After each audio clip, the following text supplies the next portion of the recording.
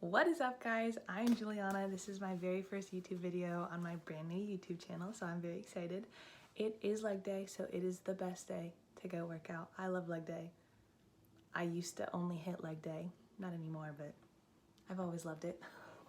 I am gonna go over 2 workouts before we get into the gym, just to kind of go over some proper lifting techniques. We're gonna talk about the neutral spine a lot today. I really want my channel to be very technique-based, very medically incorporated, if that makes sense, just to kind of help everyone out. I think that a lot of people have an issue that they work out and don't get the results they want because they're not working out correctly. So hopefully we're going to fix that today. So the 2 things that we're going to talk about are squats and glute bridges. So in the activation videos that you guys are going to see later, I do a squat variation where I squat really low and I tuck my hips under themselves to push up. This is a really good squat training exercise to feel your glutes throughout your entire squat. I used to never feel my glutes when I squatted. It was either quads, hamstrings, back, everything. I felt calves sometimes. I felt like I was everything but my butt. I am very quad dominant, so that is a common issue for me. But this exercise has completely changed the game, so I'm really excited to share it with you guys.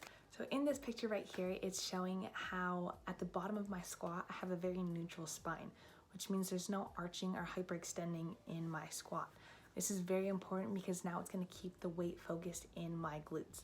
And when I push up through my heels, I'm really focusing on that tuck, not too much of a tuck where you curve your back over. You still wanna stand up straight, just tuck those hips under a little bit. So when you push up, all of that weight is going to your butt. Let me tell you, I definitely feel this in my glute workouts. It looks so ugly, it really does. It's not flattering, but to activate those glutes, you gotta do what you gotta do, you know? Ladies, I'm telling you, it's the new thing. So then this picture is showing what it shouldn't look like. You don't want that arch in your back at the bottom. That means you're butt winking, and when you butt wink, you lift your hips before you actually, like you lead with your hips when you get up to your squat. That's putting pressure in your lower back, not so much your abs anymore, more of your quads, everything but your butt starts working, and that's what we don't want. So now this picture is about glute bridges. When you sit deep into that glute bridge, make sure your back is not arched. That is so bad, and you're going to work your lower back. Please activate your abs, activate them super, super tight, and make sure that your back doesn't arch. Keep that neutral spine the entire time. It is so important, and it's gonna make your butt hurt more, which is what we want. We want that booty burn. We want that fire in the buns. That is what makes it grow. Lift up through your glutes. I like to act like someone's pulling my hips up, like they're, so that's what helps me tighten my glutes when they go up. Pull through those buns all the way to the top until you get to that tabletop position. When you're at the tabletop, remember, don't hyper squeeze and don't over arch your back, because that's not gonna work your butt either. So you wanna keep a neutral spine when you're down and when you're up. Again, when you're doing the glute bridge, you can still tuck your hips under, and that helps you bring it up through your butt. Watch where your knees are placed for this. You don't wanna let your knees go past your toes.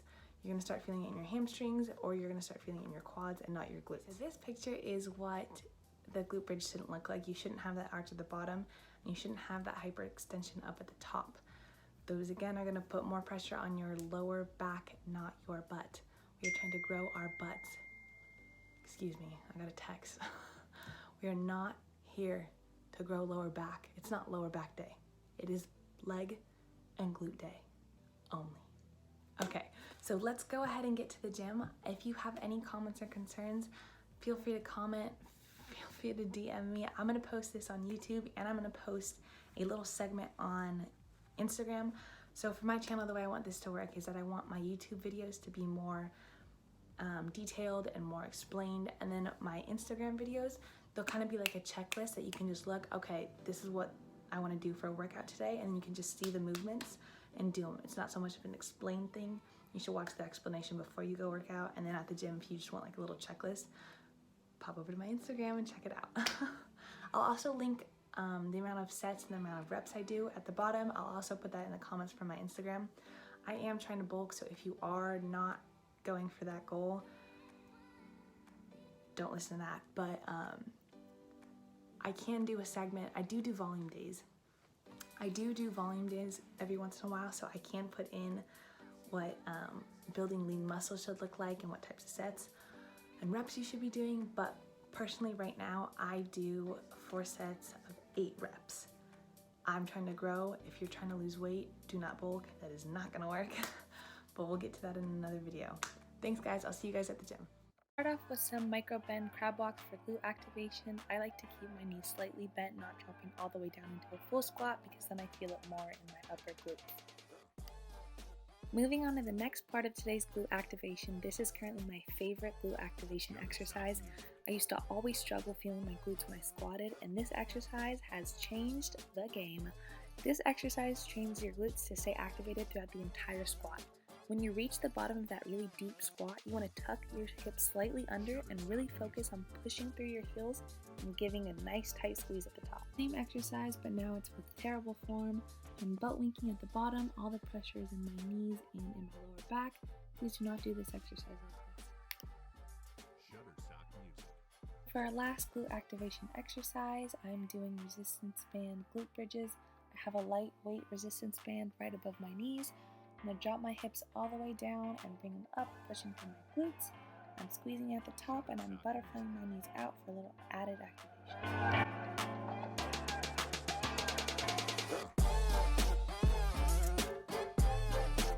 And this is me showing you what bad form looks like. My abs are not engaged, so it's making my back arch really far when I drop my hips down. When I push my hips back up, I'm hyperextending my lower back. My knees are also way past my toes. Moving into the actual weightlifting part, I chose a barbell instead of dumbbells. I just like the straight bar, but that's completely up to you. So you're going to drop your hips all the way down, making sure that your abs are engaged and your back does not arch at the bottom. You're going to push through your glutes up to that tabletop, making sure it stays flat.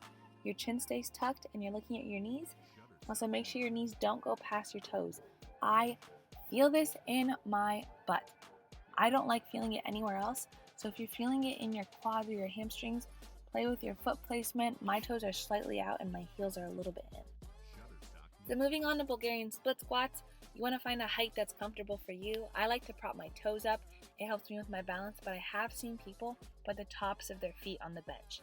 So I'm making sure my knees don't go past my toes, and most of my weight is in my front heel. So I'm pushing through that heel. I lunge pretty deep because that's where I feel it most in my glutes, and I've also found that if you lean forward a little bit, you can feel it even more in your glutes. Now I'm moving into a squat variation that targets my quads. I have a plate under my heels, but my weight is still pretty evenly distributed throughout my feet. I'm not favoriting my toes, that's what the plate is for. I also have a kettlebell in front of me, but you can choose a dumbbell, and my toes are slightly pointed outwards. Last exercise for today is going to be a superset. That means 2 workouts back to back with no rest in between. The first one's going to be side lunges. You want to keep your weight in your heels and sit back in your lunge.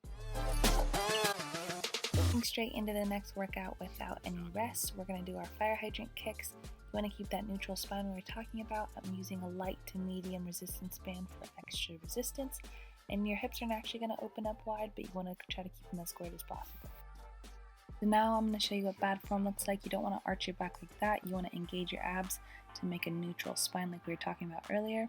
You don't want your head to go too far down or up either, so you want to look straight down at the floor ahead of you. Engage your abs. Right now I'm not doing the correct form. My back is arched. My hips are all over the place. I'm going way too fast. My abs are definitely not engaged. So I want to squeeze my abs, make that neutral spine, keep my head down in place, go nice and slow to control the hip movement. And I want to try to make a straight line from the top of my head to my lower back. And that's it for today's leg day. I hope this was helpful. If you really like this video, please give me a thumbs up and don't forget to subscribe. Bye guys.